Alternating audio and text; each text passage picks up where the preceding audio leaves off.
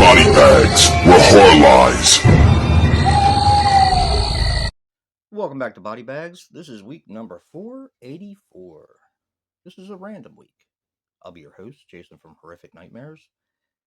And this week, I picked Frostbite. I wanted to say a special thank you to Hobbs Horror, who actually sent this to me for Christmas. Frostbite is a 2006 film which runs approximately 98 minutes, and it's also known as Frostbitten. Now, this is directed by Anders Banke. You're going to have to pardon my pronunciation because this is a Swedish film. Now, he was responsible for Enemy Lines and some TV. This stars Petra Nielsen as Annika Wallen. She had done a bunch of television. Carl Eriksson as Professor Gerhard. He passed away on November 7th, 2015, at the age of 80. He also had done a bunch of TV. Now, these actors have also done some films. The problem is I can't pronounce them. So I have to stick with the fact that they did a bunch of TV. They did do some movies as well, but yeah, I can't pronounce them. And finally, Greet Helmskold as Saga Wallen. She was in starring Maja and Wallander and some TV. Now, as I said before, this is a Swedish film, and the worldwide gross was $125,000. Now, to be upfront, I am not the biggest vampire fan. I like what I like. It's one of my least favorite subgenres in film, and a lot of my friends know that, so when they see something that's better, or that they think I'm going to like, they usually try to turn me onto it, or in this case, Hobbs Horror send it to me. I'm going to put his link in the description box below. He's an awesome dude. So this takes place in two different time periods. First in 1944, and then in present time. Now the story is, it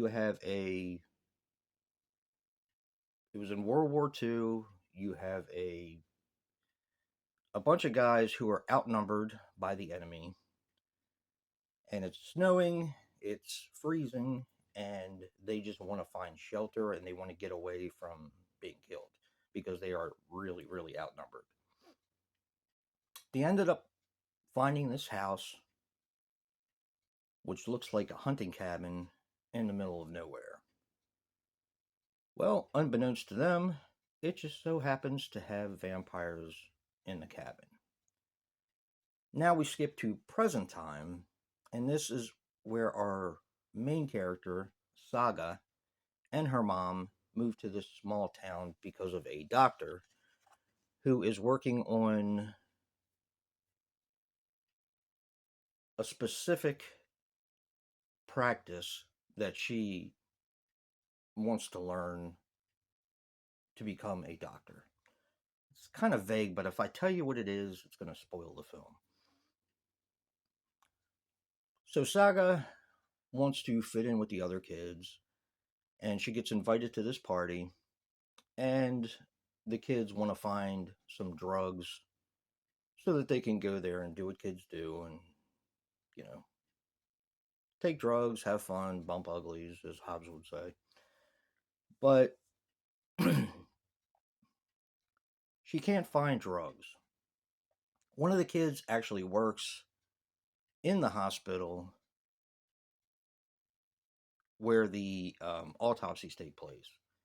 He actually steals some drugs from one of the doctors, and they're these little red pills.